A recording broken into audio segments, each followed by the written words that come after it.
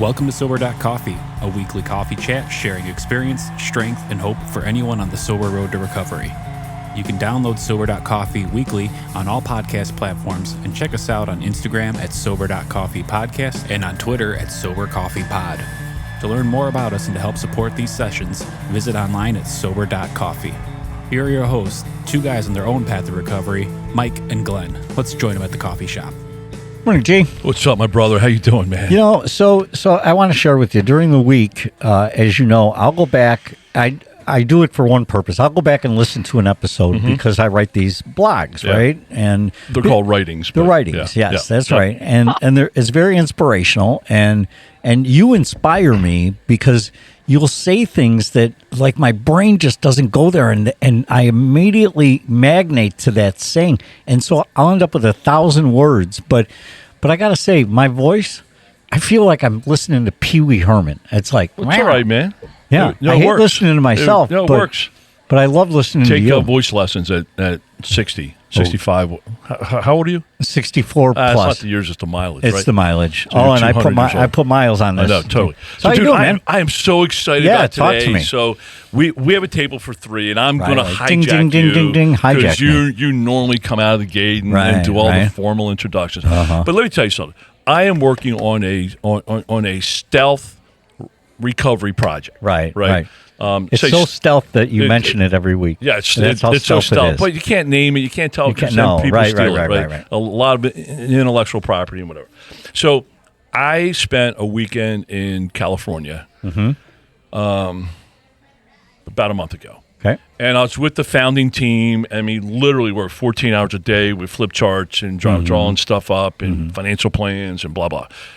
So I suggested, I'm like, hey, we're a team of recovering alcoholics and addicts. I think we should go to a meeting together. Okay. Fair enough. You're in California. Right. So they have these beach meetings. I love beach meetings. I love that. we go and, Huntington Beach, and we're trying to find this lifeguard stand and this tower. And so we're running, and you know me, I don't run, but we're running because we don't want to be late. So we pull up. And dude, I'm telling you, there's times in my life shit just happens for a reason, right? And what I recognize is, because I'm aware, I get chills. So when I'm supposed to pay attention to something, or I'm in a moment where I'm supposed to pay attention and God's trying to tell me something, man, I just know it, right? So we rush in, I'm all out of breath. We sit down, put our beach chairs down, right? And we got about 30 people, by this lifeguard tower. And a couple people were talking, and I met this guy, and he just started sharing. And I met with him afterwards. I gave him a big hug. Man, this dude is so powerful. And I mean, for 6 minutes straight, I got chills. And I hugged him afterwards. I'm like, dude, we do this little podcast. Would you mind coming on? And I just shared with him now. He's jumping on with us now. And I said, man, I would love just to try to catch lightning in the bottle twice. That's just so hard. But, he passionately, unfiltered, for 5 or 6 minutes, just shared everything about the pain of alcoholism and the joy and solution of recovery. And so, Erryk, long intro, man. I'm sorry, dude, but welcome. So cool to have you on. And really, it seemed like he knew a couple of the guys there. But Erryk, welcome. Yeah, welcome, man. Guys, I appreciate this opportunity, man. I really do. Thank you. Yeah. So what we normally do, Erryk, is just share experience, strength, and hope. So if you're cool, sometimes we do Q&A. But if you're cool, just open it to you and just kind of let share your story of experience, strength, and hope for 5, 6, 10 minutes or whatever, and we'll jump in if we can, And I just love having you on, man. You were so impactful for me in that moment, and I just couldn't wait to have you on. So thanks, man. Thank you so much, guys. I really appreciate this opportunity. This is a new thing for me, the new platform. But it's all about carrying a message, right? It's all about carrying a message of depth and weight. I I guess I should start really quickly about, I was born in Arcadia. My mother was 20 years old. My father was a practicing alcoholic, my real father, very abusive. Shortly after I was born, my mother left my real father and with my brother. My brother's 5 years older than me, and moved back home to Anaheim, California, where my grandparents, rest in peace, lived. And shortly after that, I met another man who was my stepfather, and we moved to Corona Del Mar, Newport Beach, where I was growing up as a little tiny boy. But as I got older, into my 4, 5, 6 years of age, I started to be very aware that my mother was an alcoholic and a drug addict. Just not to get really deep into it, I was sexually abused at a very young age. There was no family dynamic. My stepdad, who I call my dad, was a doctor, so he was always on call or at the hospital. My mom was obviously full flight from reality in her disease of both alcohol and drug abuse. So there was no dynamic there. The sexual trauma was going on between my mom and myself at a very young age.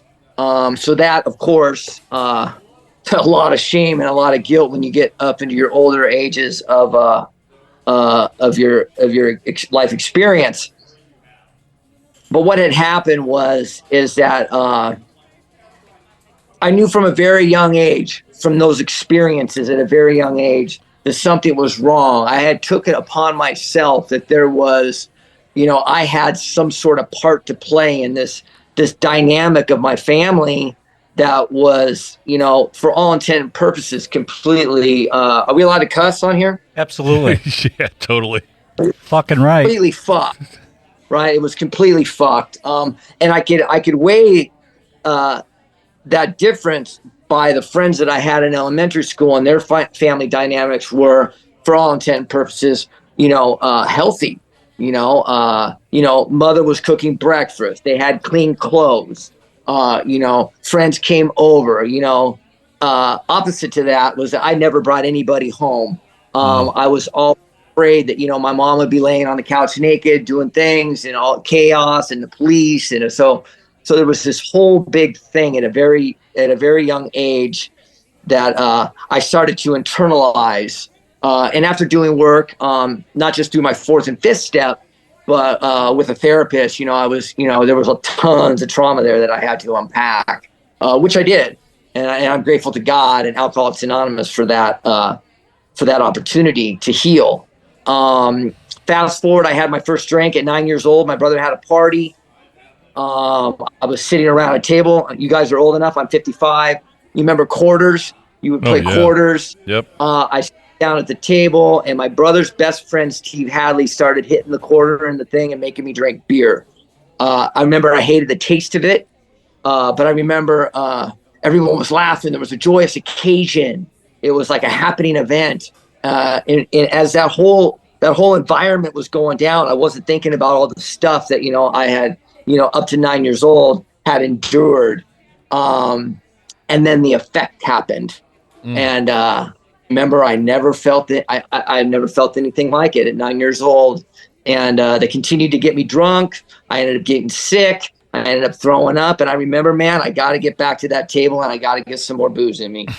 Because I had arrived at a young age, right? And I look back in reflection now, and I get it, right? The phenomenon of craving, man, that thing just hit. I had to escape, and I needed more. Started stealing liquor from my parents. My brother on the other side was doing outside issues. He was doing cocaine at that time, and he has his own issues. And by the way, he's still a practicing alcoholic. I pray for him every day. I really do. That God intervenes with him and his self-will, and he pivots to something that'll help him.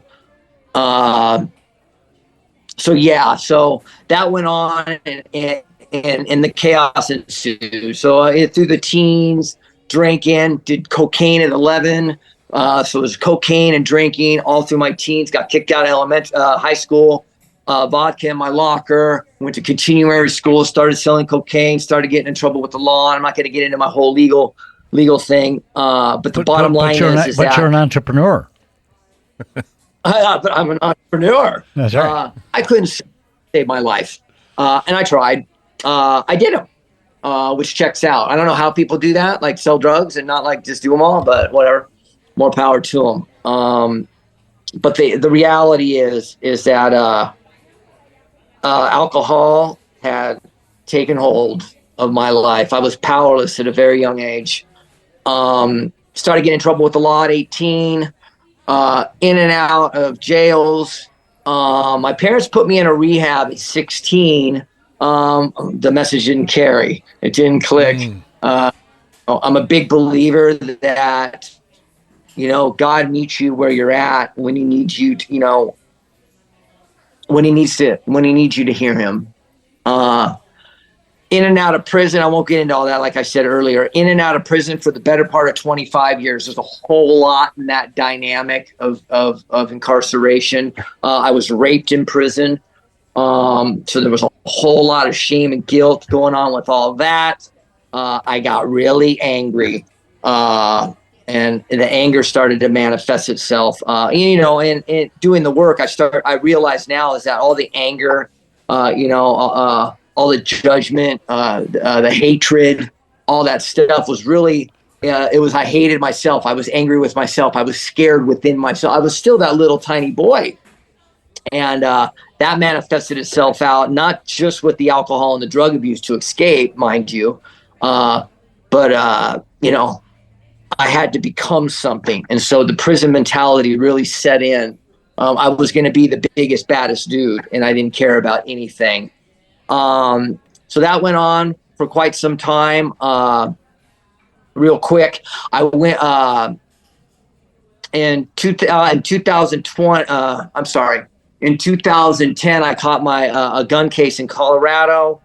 I was on bond. I ended up running to Mexico. So I lived in Mexico for 2 years on the run, full flight from reality, alcohol and drugs completely overtaking my life experience. And got extradited back. They came down there. They found me. They brought me back to Colorado. I stood before the same judge that was going to give me 20 years for the gun. And he looked down at me from his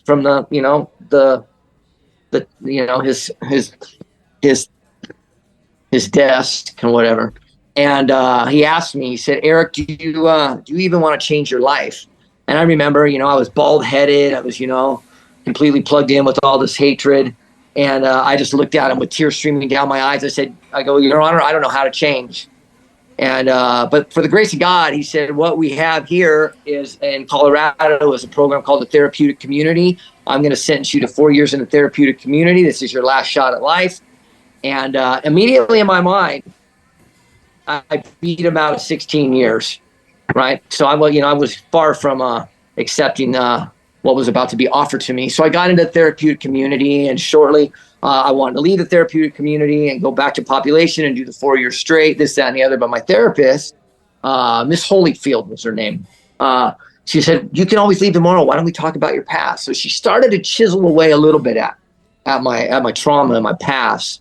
And I started to come around, and I stayed, and I graduated, and I ended up going to a program in Denver, Colorado.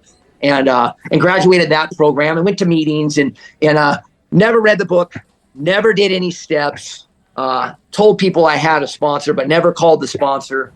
So it was all just another mask. It was all another game.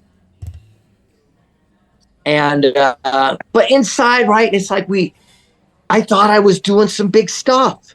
I thought I was doing recovery. I was doing sobriety. And the reality was I wasn't doing anything to take care of the causes and conditions that Bill Wilson talks about when you do the fourth step. Got off parole, went back to California in 2016. Got a little job of staying at sober living, not going to no meetings, just staying at sober living. My parents, my mom by then, she died when I was in Mexico. Rest in peace. And I know she's looking down at me now, and she's probably smiling, going, "You finally fucking got it." And that's cool. Met a woman I was working as a dishwasher, met a woman I was still trying to use. I was drinking on the weekends and sobering up during my work week, and then doing dope and drinking, sobering up on my work week. So I had this thing, I was maintaining it, but barely. But it was getting worse and worse and worse. But I met a woman on Instagram who had 8 years sober, and immediately I'm like, yeah, I told her everything, because you know what? I regurgitated a lot of stuff being in the rooms, you know, for a span of time by then. And I talked that game, man. I presented myself as some righteous AA guy. I lied, I manipulated, and I stole that woman's heart. And we fell in love, or rather, she fell in love with the man that I pretended to be. Yeah. And so I moved to Texas and stayed bone dry for 2.5 years. Restless, irritable, and discontent. You know, I'm still pulling people over. I'm following people home that cut me off on the freeway. I'm, you know, looking at people crazy at the market and all this. And eventually, you know, she started to catch on to my shenanigans. And she's like, who are you? Like, you're not this guy that you presented yourself to be. So I had mentioned to her that I was on antipsychotic medication because I was diagnosed bipolar. And so she said, you should get back on your medications.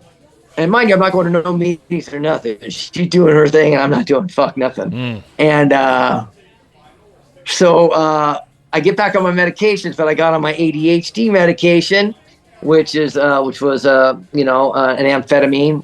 And I started saving them up because that's what I used to do back in California. So I finally saved up enough, and I took a bunch, and I got on a sick one. And you know, she caught me in doing some weird stuff, and she's like out. So when she kicked me out of that house, I got drunk that night. It was just like it says in the big book of Alcoholics Anonymous, man. And he's boom, right where I left off, harder. And yeah, I ended up going back to California. By that time, COVID had hit, and I had gotten a job at Whole Foods Market. So I was working at Whole Foods Market in the produce department. They transferred me. I put in for a how I held on to that job is only by God. And I get back to Laguna Niguel because my dad had moved to Rancho Santa Margarita by this point. That's a whole, you know, there's a time lapse there. Apology. But I'm holding down my job, but I'm doing drinking and I'm going to work. I'm drinking and doping. I'm trying to maintain this thing. I'm living in a brand new truck that I bought because, of course, a truck's going to fix me. Right. I need a new truck. So I'm living in this big fancy truck. I'm working. I'm barely hanging on. I'm going to work. And like the weekend thing had stopped. I'm now completely in full flight from reality. I'm the phenomenon and on and on and on of craving is happening. I'm going to work hungover. I'm barely functioning. And I finally get to a really dark spot around, I try to commit suicide. So I'm living in the back. I'm living in my truck. There's a lot that goes on, but for the sake of the share, I'm just going to kind of get it in a nutshell till I came to my realization where God spoke to me. Anyways, so I slash my wrists. I'm in the back. It's nighttime. I'm completely out of my mind. I realize that I'm going to die. So I call 911 on myself. I said, yeah, there's some guy in a gray truck. It looks like he's bleeding, this, that, and the other. They show up. They take me to the hospital. I go to the 5150. I get out at 5150, right back to drinking. Back and forth, drinking, trying to maintain, going to meetings. My sister, who's got almost 13 years sober, is trying to get me sober. She's trying to take me to meetings. I've put together like 30 days. I relapse. She comes and gets me, takes me to a meeting drunk. She doesn't know how to understand the dynamic between with outside issues and alcoholism. She's just a straight alcoholic. So she gets a friend of hers, a woman, knows a guy that has the same deal that I got. He comes and 12 steps me. I start to put together a few days. I relapse. They finally get me to treatment.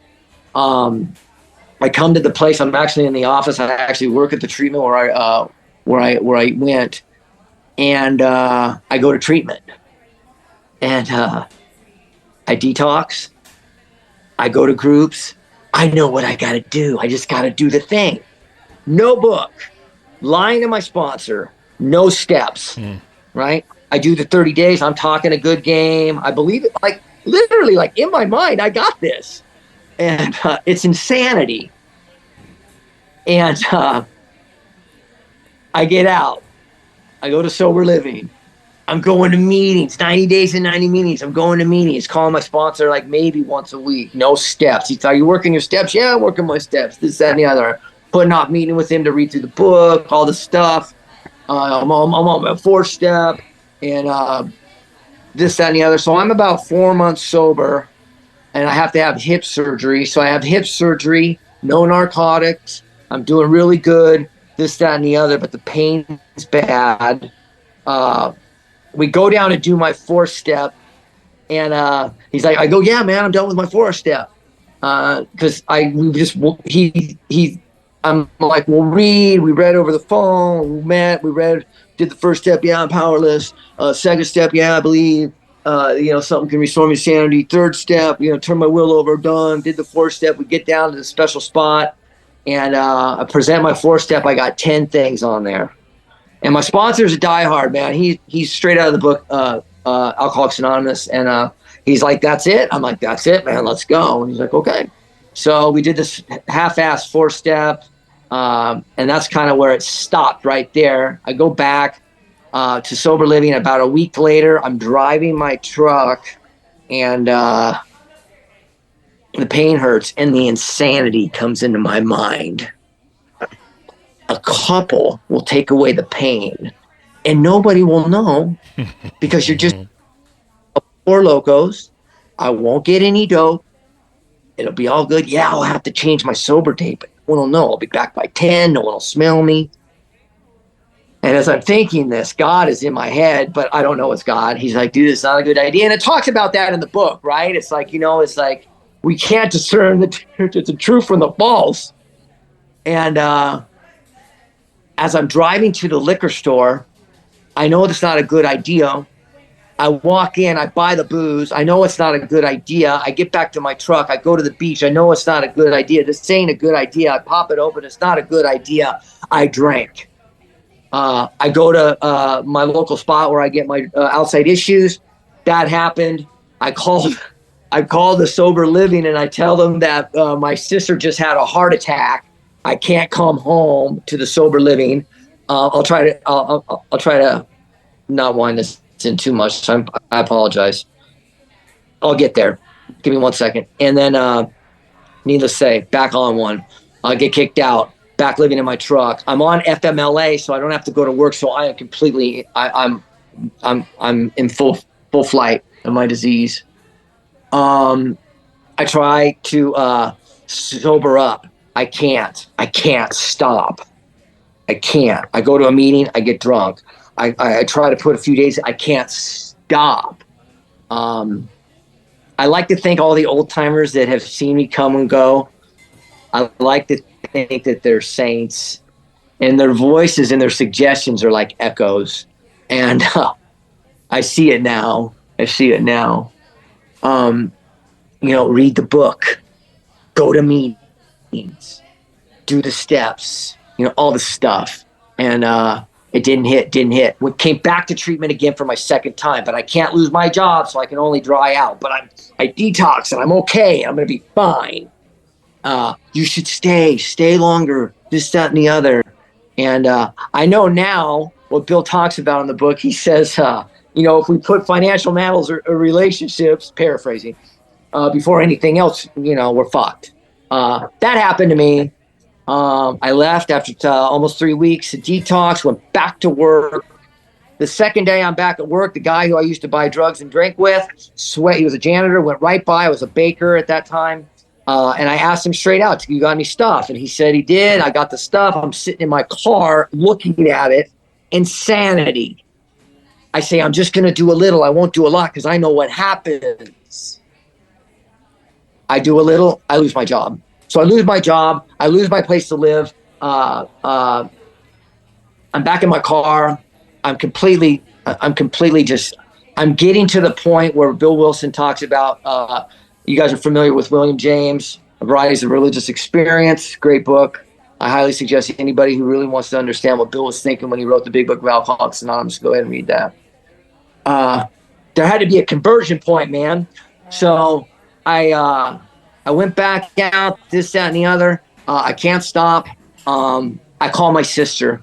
No, back up. I call the director, because by this time I am almost there. I'm really going to do it. I'm really going to take my own life. It's always dark before the dawn, man. Ain't that fucking true? I call the director and I say, "Hey, man, I really need to come in. I don't know what to do." And he's like, "Do you want to come in? I can get you in right now." So I said, "Yeah." He's like, "Today, now?" And I said, "Yes." So I call my sister. I said, "I'm going to treatment." She says, "Are you drunk or high?" And I lied. She showed up. I had put all my booze in a Coke bottle, and I came down completely out of it. And she's just looking at me, and she's like, "What's in the bottle?" I'm like, "It's just a Coke, man. It's just a Coke." And she ends up pushing on the brakes and stopping really fast, and the booze goes everywhere. And she's like, "You motherfucker." And so she drives me to the detox, and I get here where I'm at right now, sitting in this facility. And I'm completely at that point, but not quite. I'm still drunk. I'm still befogged, as it says in the book. And so for 5 days, I had inside me this just fucking feeling that I cannot go on anymore. Literally screaming at the fucking ceiling, pacing, tried to kill myself, strangle myself 2 days before my spiritual experience. Pacing, screaming, not sleeping. I'm just there. God's getting me to that conversion point. I like to think of it as like this, that the self-will and the divine meet at a crossroads, and there's an out. And that out that I pivoted to was Alcoholics Anonymous. My 5th day box, I'm pacing back and forth, right next door in the building right here, back and forth. I'd already gotten a razor and broken it off and had the razor blades. I'd already pretty much made the decision that I was going to end my life for real. And I'm pacing back and forth and back and forth and back and forth. And finally I had paced to the window. I had come back to the little area, on the other side of the room. And I had made the decision that when I go back to the window, I'm going back to my room and I'm taking my life. And that was it. As I was walking back to the window to make my final pass to end my life, I heard a voice that wasn't mine. That voice says, "Can you hear me now?" I stopped dead in my fucking tracks and I stared at the ceiling. And then my whole life passed before me. All the sexual trauma with my mom, being raped in prison, all the shame, the guilt, all the stuff, but with peace in an instant. And then I looked up, I was just fucking dumbfounded. And I was looking at the ceiling, and the voice very clearly said, "Can you hear me now?" And I stared at the ceiling and I started to cry, and I said, "God, I can hear you." And just like that, poof, I got the willingness. I walked back. I went downstairs. I couldn't find a big book in this house. I went next door. I found a big book that someone had left behind. And to this day, I always see when the new people come through and they go, "I have a book." And I'm like, "Let's go find you one." Someone didn't bring that book with them, and it was left at the treatment center. That was for you. I got a book like that, and I started fucking reading it. I begged my case manager to get me on the phone to my sponsor, and I called my case manager. I called my sponsor. I said, "Mike, man, you got to come down here. I got to get in these steps." And we started working the big book of Alcoholics Anonymous. I found myself in the doctor's opinion. I think it's really important for the newcomer or someone who's struggling with alcoholism. And you hear this from the people with long-term quality sobriety, man. You got to find yourself in the book. I could raise my hand at many AA meetings and say I was an alcoholic because people told me my whole life that I was a fucking alcoholic and a drug addict. Bill's very clear in the book. We must concede to our innermost self that we were a real alcoholic. I couldn't find out I couldn't admit I was powerless over something unless I understood what the fuck was going on. So I found myself in the doctor's opinion of Alcoholics Anonymous, Dr. Silkworth's letters. And I checked off all the boxes. And if you were honest with yourself, it says, paraphrasing, you had to admit you were a real alcoholic. And I was. I said, fuck, I got a thing. I then bet everything on Alcoholics Anonymous and this God. And mind you, man, when I had that spiritual experience, I had a lot of fucking questions for my God. Erryk, we're breaking up just a little bit. Hey, Erryk, one thing, first of all, that was an amazing story. Thank you very much for sharing that. One thing that really blows about our podcast is we do have some time constraints, you know. I mean, we would love to have you back on. But I do have some pretty raw questions for you as we wrap up. Erryk, we're really breaking up from a bandwidth perspective. Brian, why don't we just let Erryk go, and we will catch up to him another time. But here are the questions that I have for Erryk for our next time, because we will certainly get him back on. Yeah, we'll do a part 2. Yeah. If you use the word, insane, because he used insanity, insane, what's the word he uses today, right? If that was then, what word does he use now? A second thing is, I love the mask to real, I mean, what a story.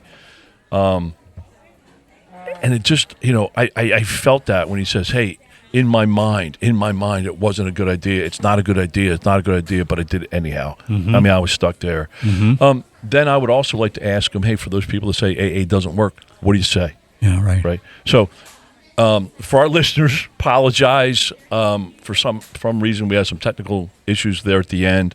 Really looking forward to getting Erryk back. Really grateful that he opened up and shared his story. I can't wait to hear part 2. Yeah, we'll make that happen. Yep, that's great. Circle back around, and you can listen to him back to back. That's great. Thanks, Glenn. All right, man. Right. Can't wait for part 2. Thanks. Love you, brother.